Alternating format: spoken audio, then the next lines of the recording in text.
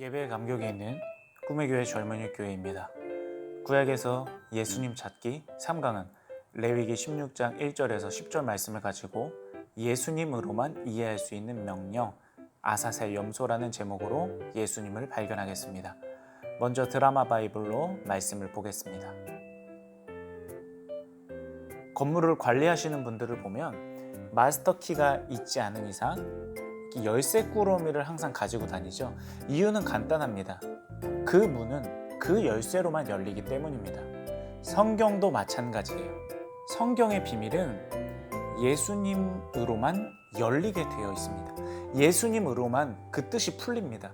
왜냐하면 성경은 구원에 이르게 하는 책이기 때문에 구원의 유일한 길 대신 예수님 없이는 참 뜻을 이해할 수 없고 하나님의 구원과 능력도 절대로 경험할 수 없습니다. 그래서 디모데후서 3장 15절에서는 이렇게 말하죠. 성경은 능히 너로 하여금 그리스도 예수 안에 있는 믿음으로 말미암아 구원에 이르는 지혜가 있게 하느니라. 아멘. 예수님은 길이요 진리요 생명이시죠. 예수님을 통하지 않고서는 아버지께로 올 수 있는 사람이 없습니다. 오늘 말씀에 이 아사셀 염소라는 하나님의 명령도 마찬가지로 예수님이라는 키워드로 봐야지만 이해할 수가 있습니다. 우리 한번 본격적으로 말씀 가운데로 들어가 보도록 하겠습니다. 오늘 말씀의 배경은 속죄일입니다. 이 속죄일이라는 것은 국가적으로 모든 백성이 하나님 앞에 나와서 죄를 씻는 날이었습니다. 백성들에게 있어서 이 속죄일이라는 것은요, 가장 엄숙한 날이고 자기의 죄를 철저하게 참회하면서 율법에 복종하는 날이었습니다. 그리고 이때 하나님께서 명령하신 제사와 함께 독특한 한 가지 의식을 행합니다. 먼저 대제사장이었던 아론은 살아있는 두 염소를 끌고 옵니다. 그 다음에 머리에 두 손으로 얹고 백성들이 한 해 동안 그동안 지은 모든 죄와 허물과 또 마음과 행위 낱낱이 고백을 합니다. 그러면 백성들의 모든 죄가 염소에게 전가되는 겁니다. 이것은 죄의 허물 책임 등이 타 염소에게 덮어 씌워지는 거예요. 이 한자 뜻을 보면 옮기다 전 떠넘기다 가자를 씁니다. 그러니까 사람의 모든 죄, 사람의 모든 허물 염소에게 다 넘어가게 되는 겁니다. 그런 다음 제비를 뽑아서 한 마리는 희생제사로 하나님 앞에 드립니다. 왜냐하면 죄의 삭은 사망이죠. 원래 죄를 지은 인간은 죽어야 합니다. 그러나 하나님의 법도에 따라서 살 길이 열려지는 거예요. 죄를 염소에게 전가시켜서 뒤집어 씌워서 대신 죽였기 때문에 사람의 죄가 용서를 받게 되는 겁니다. 그렇게 해서 한 마리는 하나님께 드리고 또 한 마리는 어떻게 하느냐? 광야로 떠나보내지게 되는 것입니다. 이것을 아사셀 염소라고 합니다. 이것과 관련해서 레위기 말씀을 한번 보실까요? 아론은 여호와를 위하여 제비 뽑은 염소를 아까 살펴본 것처럼 첫 번째로 속죄제로 드렸죠. 그 다음에 아사셀을 위하여 제비 뽑은 염소는 산채로 여호와 앞에 두었다가 그것으로 속죄하고 아사셀을 위하여 광야로 보내라고 하는 것입니다. 이 염소를 아사셀 염소라고 하는데 뜻이 좀 어려운 것 같죠? 그런데 살펴보면 히브리어 아잘이라는 떠나다라는 뜻을 가집니다. 또 에즈라는 것은 염소라는 뜻을 갖습니다.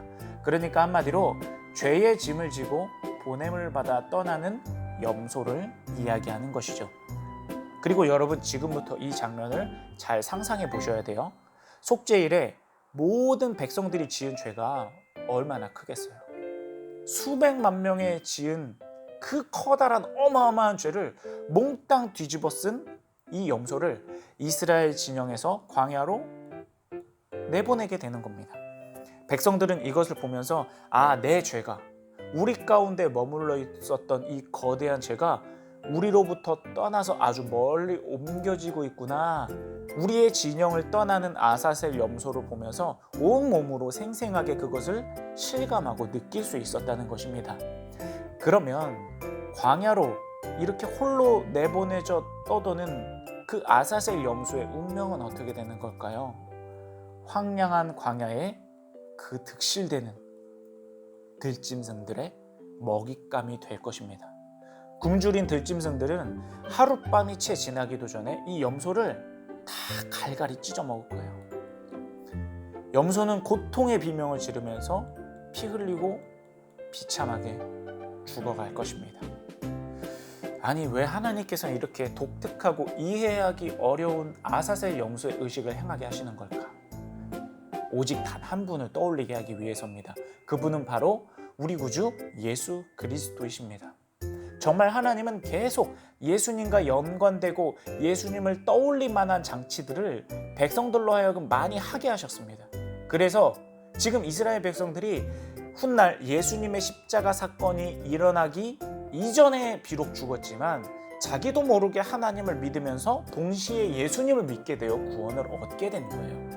그런 의미에서 아사셀 염소와 예수님을 우리 한번 겹쳐서 평행으로 생각해 볼 필요가 있습니다. 자, 하나님께서는 아사셀 염소에게 모든 백성들의 죄를 다 전가시키고 뒤집어 씌우라고 했죠. 마찬가지로 우리가 영원히 짊어져야 될 그 무거운 죄, 사망, 형벌을 하나님께서는 예수님께 몽땅 다 짊어지게 하시는 거예요. 아사셀 염소는 이렇게 예수님을 떠올리게 하는 겁니다. 두 번째로 하나님께서는 죄를 홀로 짊어진 아사셀 염소를 광야로 내쫓아서 들짐승들에게 죽게 하셨죠. 마찬가지로 인류의 죄를 전부 짊어진 예수님께서는 그분을 죽이려고 혈안된 사람들에게 넘겨지셨습니다. 또 세 번째로 광야로 내쫓긴 아사셀 염소는 저항하지 못했죠. 찢기고 피 흘리고 고통스럽게 죽었습니다. 예수님께서도 하나님의 권능이 있으시잖아요. 그런데 우리를 구원하시려고 일부러 저항하지 않으신 거예요. 그래서 직접 지으신 사람의 손에 의해 수치와 모욕을 당하시고 십자가 위에서 찢겨 피 흘리시어 가장 비참하게 죽게 되었습니다. 그런데 여러분, 예수께서 이렇게 죽으심으로 인해서 반대로 우리는 어마어마한 은혜를 누리게 되어 있어요. 이사야서 53장 5절에서 7절을 세번역 성경으로 볼 텐데요. 여기서 한번 말씀을 보시고 여러분 항상 이 말씀을 계속 곱씹어 보면서 되뇌었으면 좋겠습니다. 한번 천천히 볼까요? 그 장면을 상상해 보십시오. 그가 찔린 것은 우리의 허물 때문이고 그가 상처를 받은 것은 우리의 악함 때문이다. 그가 징계를 받음으로써 우리가 평화를 누리고 그가 매를 맞음으로써 우리의 병이 나았다. 우리는 모두 양처럼 길을 잃고 각기 제 갈 길로 흩어졌으나 주께서 우리 모두의 죄악을 그에게 지우셨다. 그는 굴욕을 당하고 고문당하였으나 아무 말도 하지 않았다. 마치 도살장으로 끌려가는 어린 양처럼, 마치 털 깎는 사람 앞에서 잠잠한 암양처럼 끌려가기만 할 뿐 아무 말도 하지 않았다. 아멘. 여러분, 우리가 구약에서 찾아야 할 것이 바로 이러한 예수님의 구원, 사랑, 치유, 완전한 자유와 은혜입니다.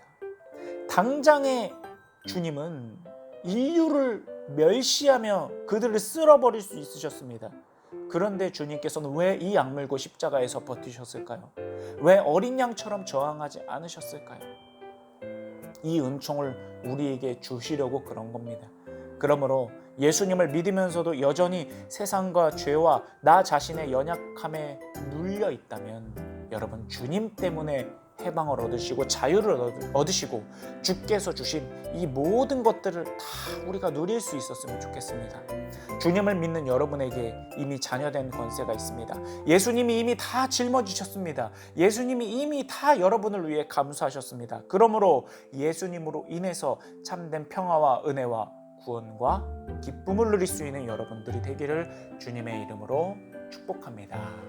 아멘.